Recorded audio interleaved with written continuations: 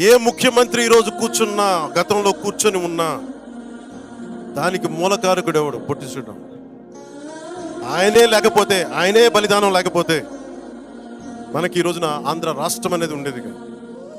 So నేను ఉన్నది దేనికి అంటే, ఇంతమంది గొప్ప మహానుభావులు ఉన్నారు. నేను అన్నా క్యాంటీన్లతో మాట్లాడి ఒకటి అడిగాను, అన్నా గారి క్యాంటీన్లతో పాటు డొక్కా సీతమ్మ గారి క్యాంటీన్లు రావాలి.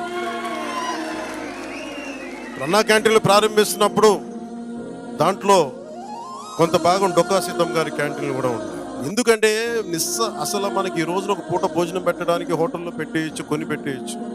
ఆ రోజుల్లో కట్టెలతో వండాలి, వర్షాలు. అలాంటి సమయంలో ఆవిడ కూర్చొని అమ్మ సీతమ్మ ఆకలి అంటే కూర్చోబెట్టి అన్నం వండి పంపించే, లంకల దగ్గరికి వెళ్ళి కూడా ఆవిడ చేసేదంటే, అలాంటి విలువలున్న మనుషులు మనం గుర్తు తెచ్చుకోకపోతే సమాజం విచ్ఛిన్నమైపోతుంది.